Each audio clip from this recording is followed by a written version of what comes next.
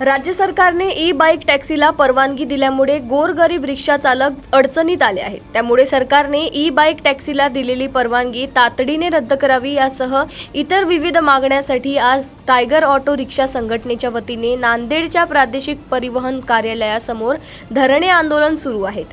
Auto rickshaw चालक महामंडळाच्या त्रुट्या दूर कराव्यात, शहरातील अवैध वाहतूक मनपा बाहेर काढावी, ऑनलाईन चालन बंद करावे, कारवाईच्या नावावर रिक्षा चालकाला त्रास देणे बंद करावे यासह इतर विविध मागण्यांसाठी हे आंदोलन सुरू आहे।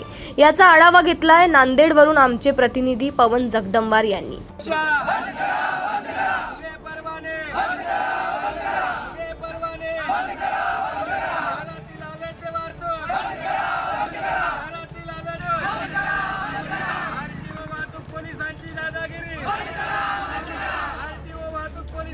महाराष्ट्र शासनाने ई बाईक टॅक्सीला परवानगी दिल्यामुळे आता ऑटो रिक्षा चालक आक्रमक झाल्याचं आपल्याला पाहायला मिळत आहे। आज नांदेडच्या प्रादेशिक परिवहन कार्यालयासमोर रिक्षा चालकांकडून आंदोलन करण्यात येत आहे। त्याचबरोबर नांदेड शहरातील जे स्थानिक ऑटो रिक्षा चालकांच्या मागण्या आहेत, प्रादेशिक परिवहन कार्यालय असेल किंवा वाहतूक पोलीस असेल तसेच महानगरपालिका असेल, त्यांच्याकडून मनमानी पद्धतीनं ऑटो रिक्षा चालकावर कारवाई केली जात आहे आणि त्यामुळे आता रिक्षा चालक आहे प्रादेशिक परिवहन कार्यालयासमोर धरणे आंदोलन करत आहेत।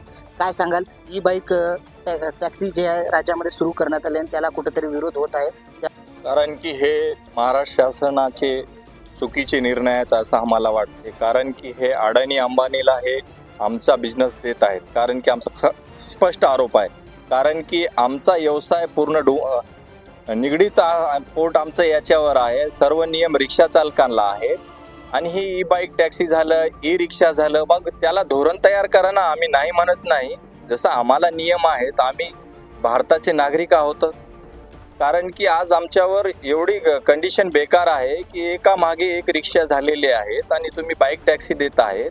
कारण की शहरामध्ये 15,000 रिक्षा आहेत आणि तुम्ही त्याच्यानंतर फक्त आधार घेऊन या आणि ई रिक्षा घेऊन जा। कारण की ई बाईक टॅक्सीला पण तसंच आहे। कारण की आज मेट्रो सिटीमध्ये, आज नांदेड शहरामध्ये लागू नाही, पण आम्हाला ते नंतर त्रासदायक होणारच आहे। कारण की हे अगोदर आम्ही याचा पण ई रिक्षाचा पण विरोध केला होता। त्याच्यानंतर त्यांनी सरकारनं म्हणले होते, परिवहन मंत्री व परिवहन आयुक्तांनी, की त्याला पण सगळे नियम आहेत। पण आज आम्हाला नांदेड शहरामध्ये फक्त आधार घेऊन या, आरोपी बी आधार घेऊन येतो आणि तो रिक्षा घेऊन जातो आणि तो तिथं व्यवसाय करतो। आणि आम्ही प्रादेशिक परिवहन कार्यालयामध्ये आल्यावर आमचा एका दिवस लायसन्स संपला असं तरी आमचा परवाना रिन्युअल होत नाही। कारण तो बी तोच व्यवसाय करतो, आम्ही पण तोच व्यवसाय करतो।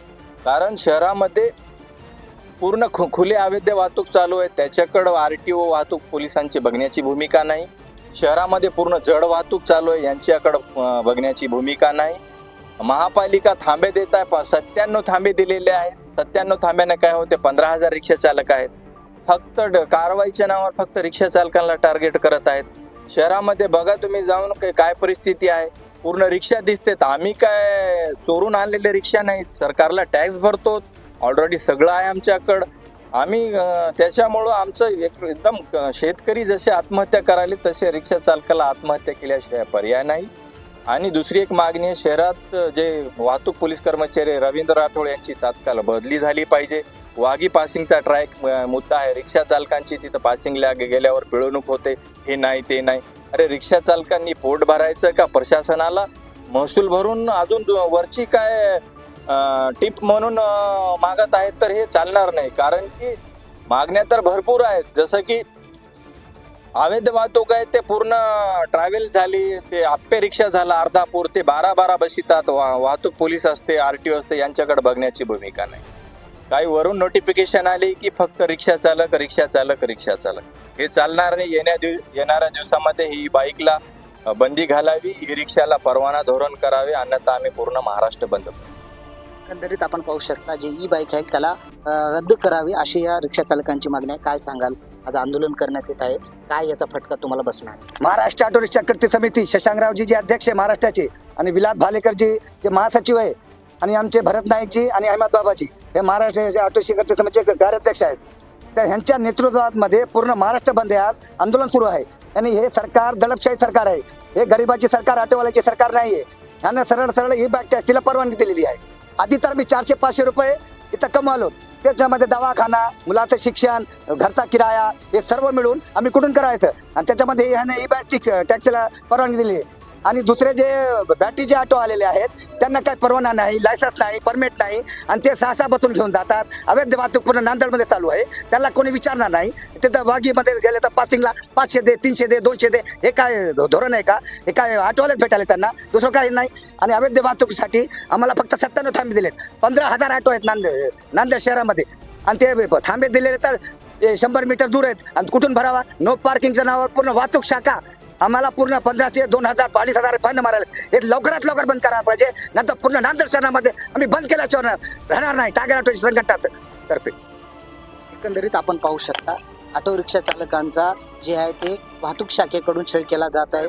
पासिंगसाठी त्यांच्याकडून जे आहे ते पैसे घेतले जात आहे असा सुद्धा आरोप करत आहेत. तसेच नांदेडमध्ये 15,000 रिक्षा आहेत आणि फक्त 87 थांबे आहेत. त्यामुळे थांबे सुद्धा वाढवण्याची मागणी होत आहे. त्याचबरोबर ई बॅटरीवर चालणारे रिक्षा जे आहेत ते शहरामध्ये सुरू आहेत आणि त्यांना कसल्याही प्रकारचे नियम नाहीत. मात्र इतर जे रिक्षा आहेत त्यांना मात्र दंड आकारला जात आहे. आणि त्यामुळे राज्यामध्ये जे आहे ई बाईक रिक्षाला परवानगी देऊ नये अशी मागणी जी आहे. आणि ई टॅक्सीचा जो निर्णय राज्य सरकारने घेतलेला आहे तो जर तातडीने रद्द नाही केला तर येणाऱ्या काळामध्ये राज्यभरामध्ये हे आंदोलन अधिक तीव्र होण्याची शक्यता वर्तवली जात आहे. कॅमेरामॅन हर्षवर्धन सोबत मी पवन जगडमोर, देशोन्नती, नांदेड.